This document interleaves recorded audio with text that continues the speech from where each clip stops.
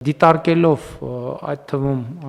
համացանցում եւ մամուլում եւ հանրային քննարկումներում եւ իրողությունները նաեւ անձամբ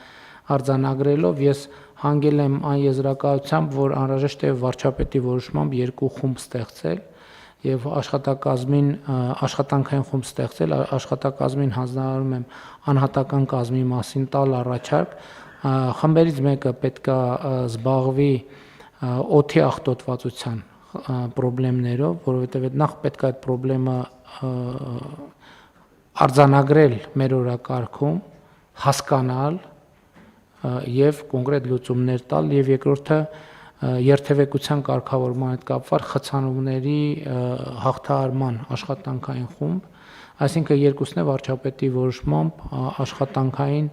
խումբ ենք ձևավորում եւ այնտեղ պետք է լինի մեխանիզմներ հաշվետվողականության, որ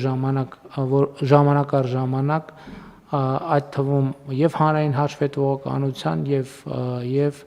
ինձ հաշվետու լինելու, թե ինչ աշխատանքներ են կատարված։ Այսինքն միջգերատեսչական բնականաբար Երևանի քաղաքապետարանն է պետք է ներգրավված լինի, այլ համայնքների ներկայացուցիչներ